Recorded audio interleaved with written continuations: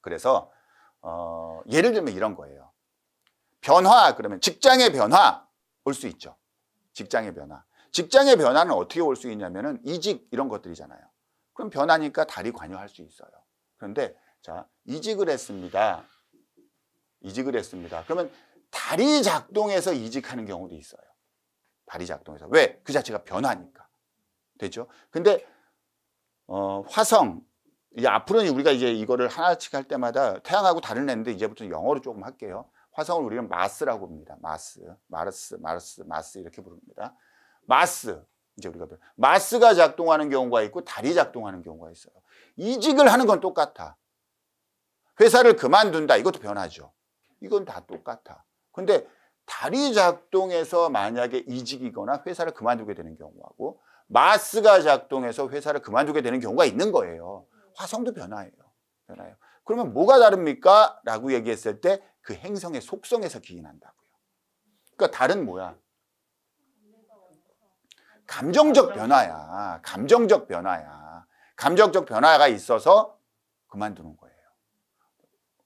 마스는. 예? 그리고 잘리는, 싸우고, 집어친다, 때려친다. 어떤 느낌인지 아시겠죠? 그러니까 뭐가 작동해서 변화를 주느냐? 이것도 달이 작동하는 거야? 마스가 작동하는 거야? 여기에 대해서 이게 차이가 난다는 거예요. 어떤 문제예요? 질병, 그럼 달이 작동한다. 그러면 질병은 어떤 질병일까? 그렇죠. 마음의 상처. 이런 것들이야, 이런 것들이야. 화성이 작동한다. 그러면 사고, 절단. 이런 거 있잖아요. 팔을 절단한다는 게 아니라. 자, 어떤 의미인지 아시겠죠? 같은 행성의 작동적 요인을 보는 거예요, 지금. 이걸, 그만큼. 자, 달은 루미너리이다. 원래는 루미너리라는 뜻이 뭐냐면은 빛을 발광하는 걸 루미너리라고 해요. 그러니까 사실은 반사하는 거죠. 태양이 쏜 빛을 반사하는 거예요. 그런데 우리는 그냥 루미너리라고 부른 거예요. 그러면 달은 루미너리입니다라고 얘기하는데 이 달은 루미너리입니다라고 했을 때 달이 가진 특징은 뭡니까? 설명할 수 있는 거는. 그래서 발광을 한다, 빛을 낸다 이런 것들은 굉장히 중요한 요인을 가진다예요. 그래서 이거를 예언적 지위를 갖는다고 해요. 예언적 지위를 갖는다 그래요. 그래서 달은 약간 예언과 관련된 행성이 되기도 해요. 예언과 관련된 행성이 되기도 해요. 그래서 달이 예언과 관련될 때는 이 다음 우리가 행성 배울 때 이야기인데 머큐리랑 수성과 좀 연결이 되어 있을 때, 수성과 좀 연결이 되어 있을 때 예언적 기능을 좀 갖게 되기도 해요. 이건 제가 수성에서 한 번 더 설명을 드릴게요. 달은 비논리적이에요. 논리적일까 비논리적일까? 여러분이 상상을 해. 당연히 비논리겠죠. 그러니까 왜요? 라면 밤에 무의식이야. 무의식이야. 술 먹고 하는 거야. 술 먹고 하는 거야. 그러니까 달은 뭐야? 사랑을 해. 그러면 좋아. 그냥 좋으니까 사랑하는 거야. 내 새끼가 왜? 그냥 이뻐. 야, 너무 이쁘지 않냐? 이 새끼 최고지 않냐? 왜? 뭘 보고? 그러는데. 그런 게 어딨어? 그냥 봅니까? 내가 보기엔 제일 예쁜데, 내 새끼가. 그게 달이란 말이에요. 그러니까 논리라고는 개뿔 하나도 없어. 비논리적이야. 굉장히. 그러니까 뭐예요? 사랑을 할 때 달이 작동을 해서 사랑을 한다. 그럼 뭐예요? 그래요. 이유 없어. 그냥 그 마음이 가는 거야. 감성이 가는 거야. 자, 이해되죠? 또 이럴 수도 있죠. 그러니까 그런 것들 마음이 가면 우리가 그냥 아무 이유 없이 그냥 갔다가 뭐야? 상처받고 이런 경우 많죠. 그러니까 변심, 변덕 이런 것과 관계가 있는 거예요. 달이 차지하고 있는 하우스 있죠. 달이 차지하고 여러분들 나중에 천공도를 해석하면 달이 내가 어느 하우스에 있어 라단 말이에요. 그 자리가 변동 요인이 되게 많은 자리예요. 많은 자리예요. 특히나 이제 우리가 7하우스 같은 경우 있잖아요. 7하우스는 의미 있는 상대의 영역이거든요.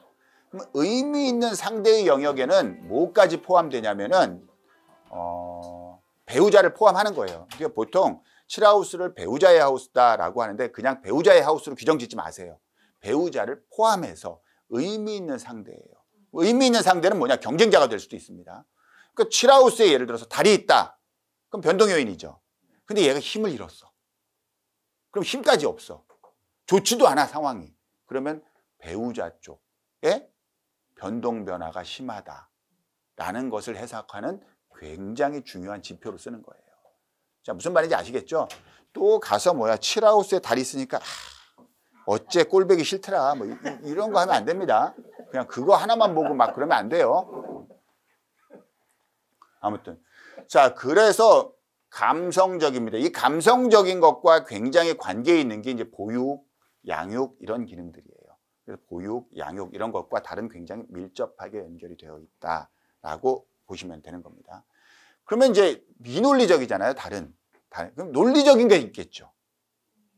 네, 논리적인 게 있겠죠. 그래서 논리적인 거는 우리가 논리적인 행성 공부할 때 그때 달을 다시 한번 소환을 하죠. 달을 한번 소환해서 공부를 하겠습니다. 달은 인간의 육체와 정신을 모두 다스린다. 사실 육체와 정신을 다스린다. 사실 이거 없으면 이렇게 얘기하면 돼요. 달은 인간의 모든 걸 다스린다. 이래도 되는 거예요. 육체와 육체를 왜 다스리는지는 아시겠죠? 건강 있죠? 제가 그랬죠. 달은 지구랑 밀접한 영향이 있다고 그랬죠. 그래서 달의 작용에 의해서 조수간만의 차가 있잖아요. 밀물이 있고 썰물이 있고. 근데 달이 바닷물만 끌어당겼다 놨다 할 것 같냐고. 그렇죠. 인간의 몸은 뭘로 구성이 되어 있죠? 물로. 우리도 태어났을 때 끌어나갔다 끌어들였다 하고 있다고요. 계속. 그래서 인간의 건강에 굉장히 밀접하게 영향을 주는 게, 아주 강하게 영향을 주는 요인이 바로 달이에요. 그래서 육체와 심리적인, 내면적, 그래서 정신을 모두 다스린다라고 이야기하는 겁니다. 자, 이해됩니까? 예. 이러한 달이 내가 시공할게 해서 시공한 별자리가 바로 개자리예요. 자, 그럼 우리가 개자리를 지금 이제 나중에 공부할 거예요. 개자리는 달이 시공을 했어. 그리고 달이 인테리어를 했단 말이야. 그럼 달이 쥐가 있기 좋게 인테리어 했을 거 아니에요. 그러지 않아요? 그러니까 보육, 양육 이런 느낌이 있으면 개자리에도 보육, 양육이 있을까 없을까? 보육, 양육이 있을 거예요. 어떤 느낌인지 아시겠죠? 그런 기능들, 달이 있으니까 여기도 감성적일까 아닐까? 여기도 감성적일 거예요. 어떤 느낌인지 아시겠죠? 예? 그렇게 아마 인테리어를 했을 거예요. 그래서 달은 개자리를 시공했다. 이거 하나만 기억하고 계시고요. 태양이 시공한 자리는 무슨 자리였죠? 사자자리. 괜찮아요. 지금 당당하게 틀리세요. 앞으로 다시는 안 틀릴 거야. 이 정도 망신을 당했으면. 자, 태양은 사자자리, 그리고 달은 개자리를 시공했습니다. 자, 이해되셨죠?